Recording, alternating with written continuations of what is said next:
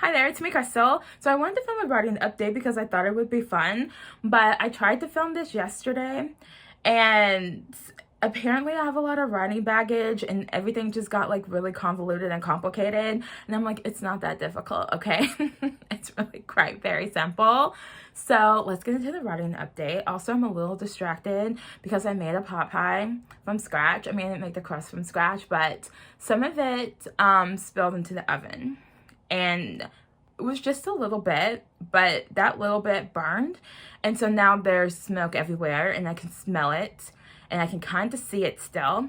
And I can still hear the fans that are going on. And so it's a little distracting, but anyway. So last time I did the writing update, I think was like end of May, beginning of June. And I was working on this paranormal book called Discord Remix and everything was going well. And I love the characters, I like the story, and it's dark and moody and beautiful, and the main character is unstable, and I love dark, beautiful, moody, and unstable, and everything was just going really well. And it's not that any of that changed. It's not that I ran into a wall and I didn't know how to get over it. I was having zero problems. I think therein lied part of the problem, though, is that I wrote paranormal books for a really, really long time, and I kind of naturally gravitated away from it around like 2017, and I didn't even think about it. I was like, it's just natural. It's just natural to want to try something else, to like reach a point where you feel like you've gotten stagnant with something and to want to experiment and push yourself and try some different things. So I didn't even think about it. I didn't think about it until last year when I did my History Aquarium video, and in it I was talking about all the books that I've queried, and most of them have been paranormal books, but most of those years the like traditional publishing market was pretty hostile to paranormal books, and you pretty much had to have a book that was flawless and perfect in order to get anybody's attention, in order to get an agent's attention, because the agents didn't really want to pitch a paranormal book at the time unless they could say, this is different, this is amazing, this is perfect, this is flawless. And nothing's perfect and flawless. So I mentioned that, the current publishing market does not appear to be hostile to paranormal. And I was like, that is just like me, to get to a publishing market that's not hostile to paranormal and no longer want to write a paranormal book. And I should have just moved on from there, and I should have just continued on the path that I was going. But in true me fashion, I'm very overly analytical by nature. And on one hand, I really enjoy analyzing things, but on the other hand, it's actually really exhausting because I tend to analyze things into the ground, and this was absolutely no different. I started questioning my motives. I'm like, did you quit writing paranormal because you no longer see a path to publication with paranormal because of what happened in the past?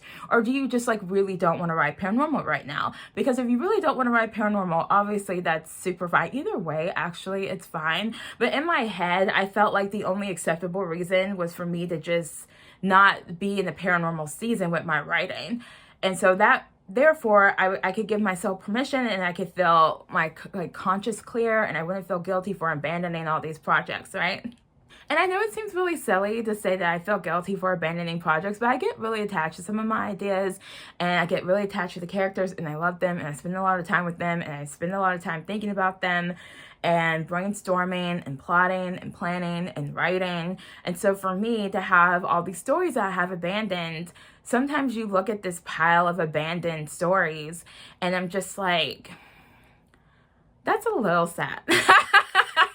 It's not really, but sometimes I feel like it's a little sad anyway. And so, I was like, so if the reason why I don't want to write paranormal is because I'm not in the paranormal season, that's fine. But the reason I don't want to write a paranormal is because I'm traumatized because of what happened, in the past, then I'm like, shouldn't I write paranormal because I love it, right? And so I picked up some of my older paranormal ideas and I was working on them, just piddling around. I would write, 5,000 words over here, a few chapters over there, and it was so much easier to write. And I started looking at the fact that it was easier to write as a good thing, and the fact that most of the stories that I have written since I stopped writing paranormal have been more challenging. And I started to see those challenges as a bad thing. It's not a bad thing. It's a sign of growth. I want to challenge myself. I want to push myself because I feel like that's how you grow as a writer, and I want to grow as a writer, and it's really fun for me, and I get to experiment, and it's fulfilling, So going back to Discord Remix, I was talking about how it is so much easier to write than what I've been doing, and it is. And therein kind of lies the problem. It is so much easier to write that even the challenging parts of the story are not challenging. Like, I had a couple of chapters that I wasn't happy with. And so since I did that update, I probably added about 700 words to the story. I expanded a couple of chapters. I deleted a chapter. I rearranged another chapter. And I was rewriting and editing and expanding. And I didn't feel... I was happy with it, but it wasn't satisfying. I didn't feel satisfied. And I was like, you know, I went back over like my planner and I looked at my habit tracker to see how many days I actually wrote.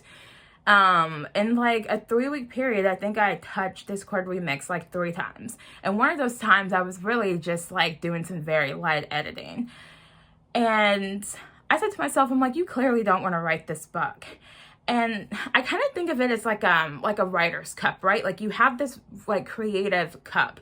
And when you're working on something that's very fulfilling and satisfying, this cup is overflowing and there's just energy everywhere. And I'm just so in love with it, and I'm high off of it, and I'm happy and I'm excited and everything is going well. And I talked about this, I think, before, but it's like, have you ever seen like that depression commercial where you have like this little like smiley face and he's just like, you know, meandering through a field and everything's in black and white and gray, and because he's depressed, but then he takes whatever the pill is and the sun is out and the flowers are blooming and there's music and he's bouncing and he's happy. And that's kind of what it's like. It's like when I'm writing and when I am enjoying the book that I'm writing, it's like everything is brighter, like everything is better, and it just, everything is so much, so great. Okay. So when I was working on Discord Remix though, everything was fine. Everything was fine. I wasn't upset. I was fine. So, but I had this writer's cup and it was full. So it wasn't like the story was draining me. It wasn't burning me out. It was stagnant. Like, the water in the cup was stagnant. And I'm like, can somebody get me out of here? Because if you stay in stagnant water too long, you're going to feel sick. Okay. And I think that's what was happening. I think I was just starting to feel this like hysteria bubbling up. And I was like, can I please do something else? And I've been feeling that way every time I would pick up a paranormal book. I'm like, I don't want to do this. I want to do something else. This is not giving me what I want. And yeah, the main character in Discord Remix is unstable, but she's not crazy. Right now, I want a character who's crazy. I want somebody who's unhinged almost, you know? I want someone to read this book and be like, I think this girl is nuts, you know? And so I was thinking about that, and I was like, you know, Crystal, you already have a book that's like that, and you set it aside, and it was my mirror project. And so I was like, you know what? I can do whatever I want.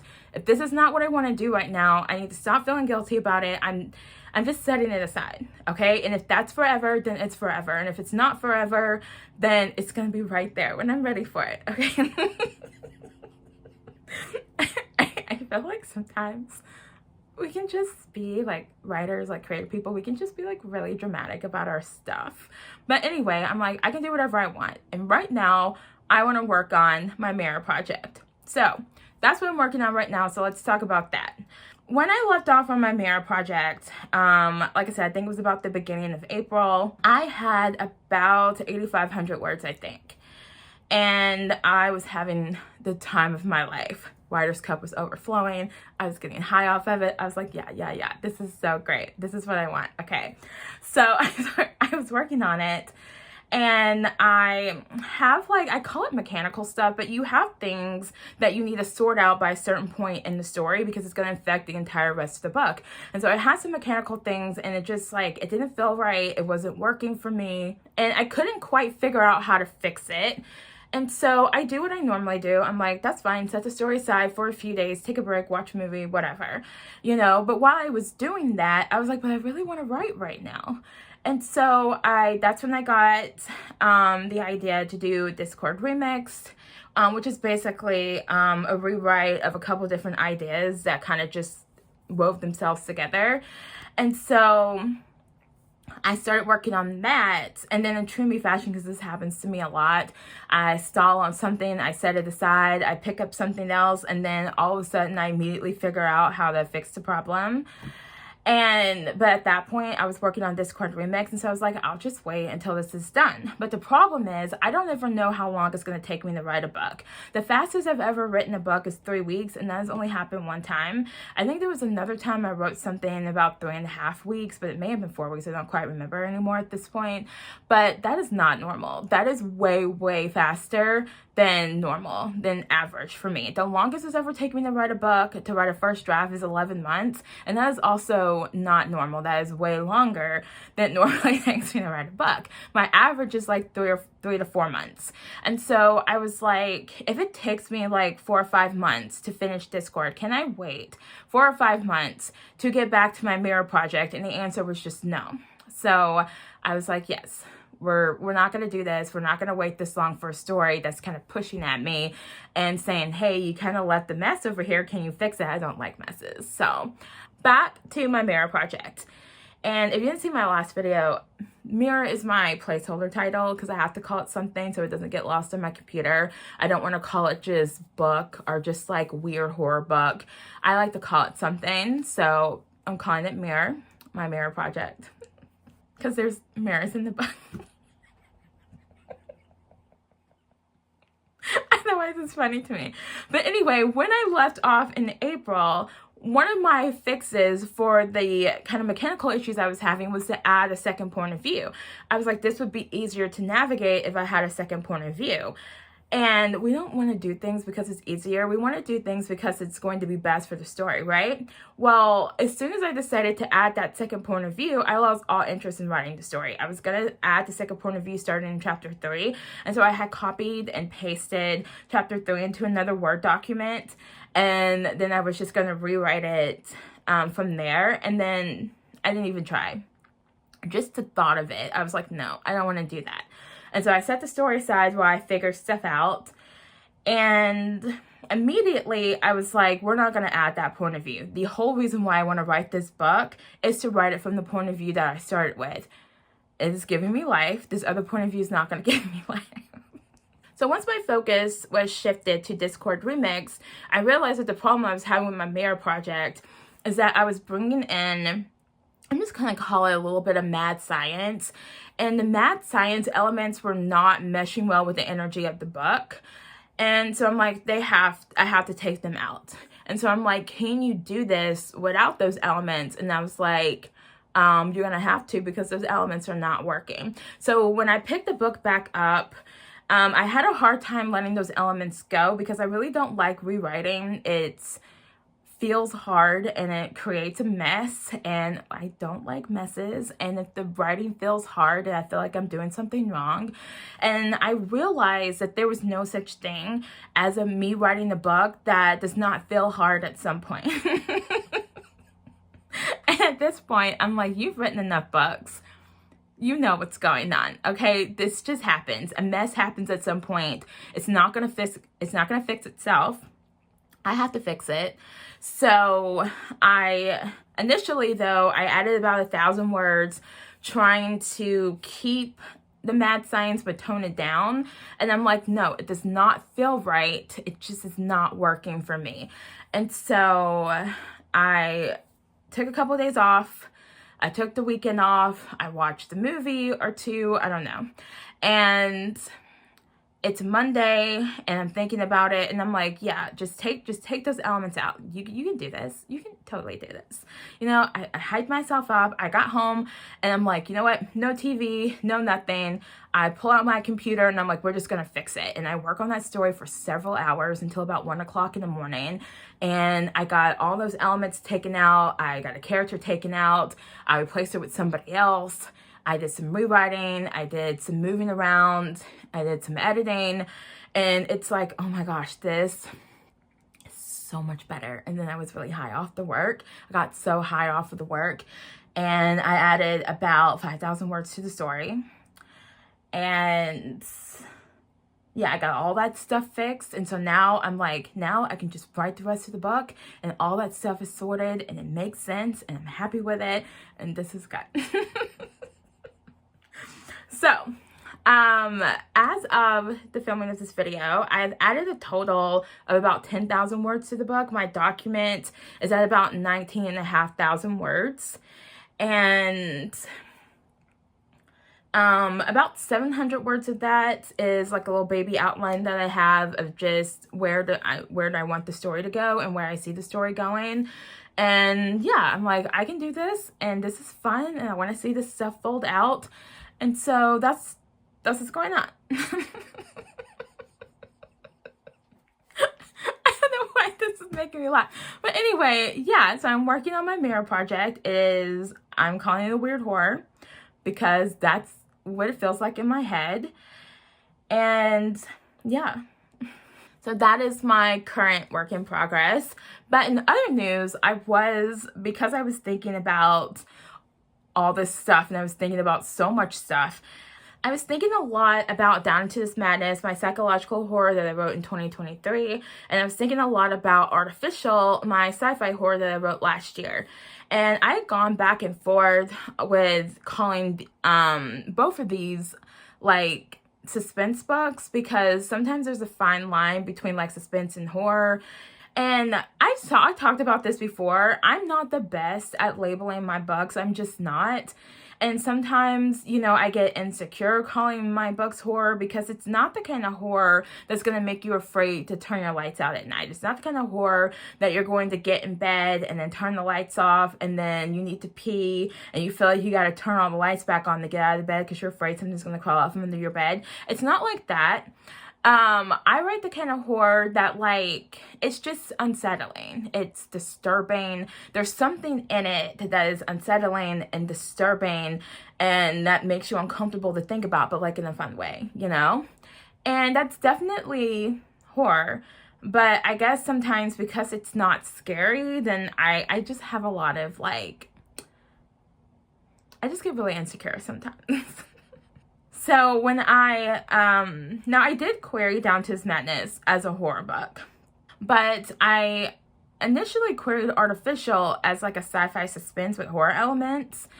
And because I was like, well, it is suspenseful and I didn't want to be wrong. And I thought it was safer to put a suspense tag on it than a horror tag. But then last month I read 2 books that I went into these books thinking that they were weird, twisted suspense books because that's how the person that got these book recommendations from, that's how they described the books. They described these books as weird, twisted suspense. And I like weird, twisted suspense. So I picked these books up and I start reading them and they are both literary fiction. Now, I don't mind reading the occasional literary fiction book. I kind of describe literary fiction as people sitting around and having long conversations about their past and their relationships and their lives and deconstructing everything and analyzing everything. And that can be really fun. I like a character sitting around thinking about stuff. But when you're not expecting that, when you're expecting a suspense book and then you read a literary fiction book,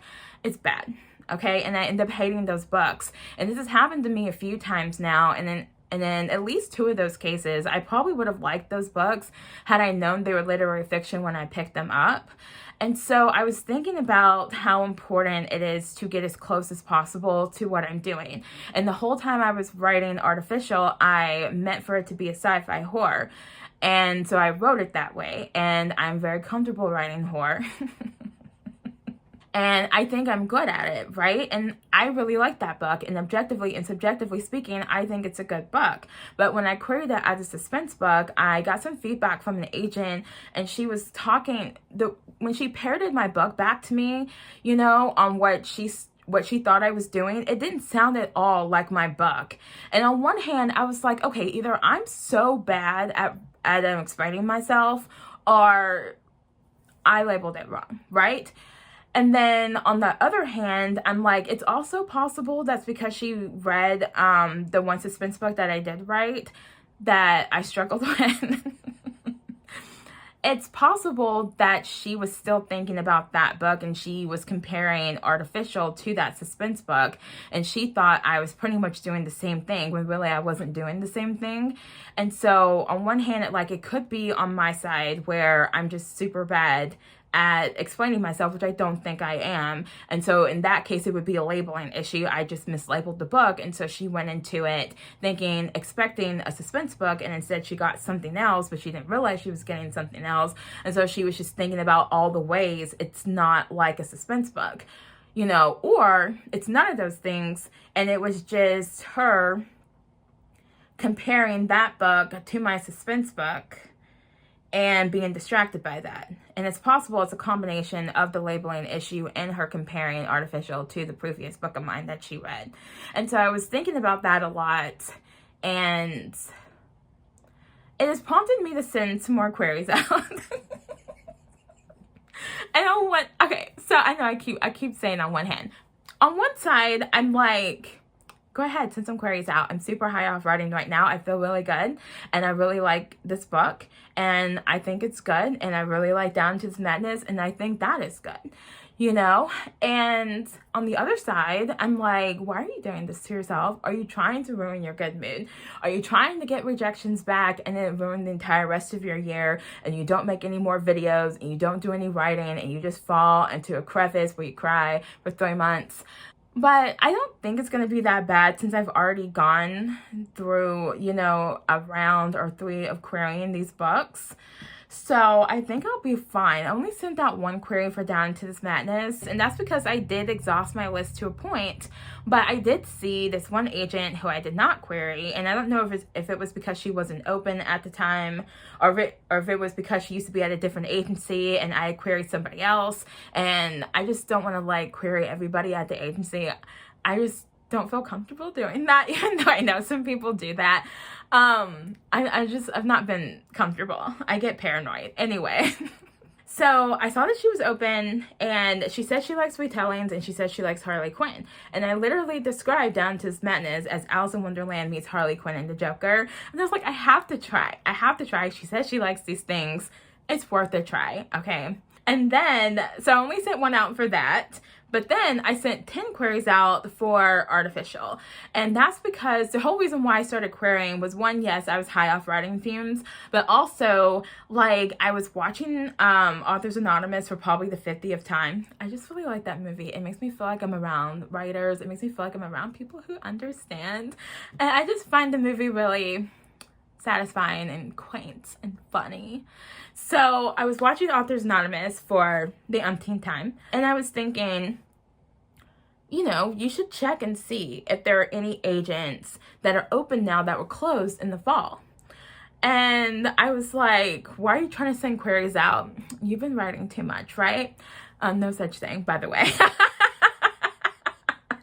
But I let this idea like kind of shout at me in the back of my mind for like 2 or 3 days. And then finally, like one morning, it's like, hello, are you going to check? And I was like, fine, I will check. And I go to Query Tracker, and there's an agent that I've been trying to query for 2 years. Okay. And she's never been open. And I'm like, you know what? I'm going to go for it. I'm going to go for it. I don't know why I get so excited to query. I feel like I talk to other writers sometimes, and they're like, no, I hate querying. I hate being in query trenches. It's the worst. It's the worst moment ever. And I'm like, yeah, once I'm in it for like a month, then it's the worst. But when I first send queries out, there's like hope, you know, and I'm like excited, and I'm like, this time is going to be different.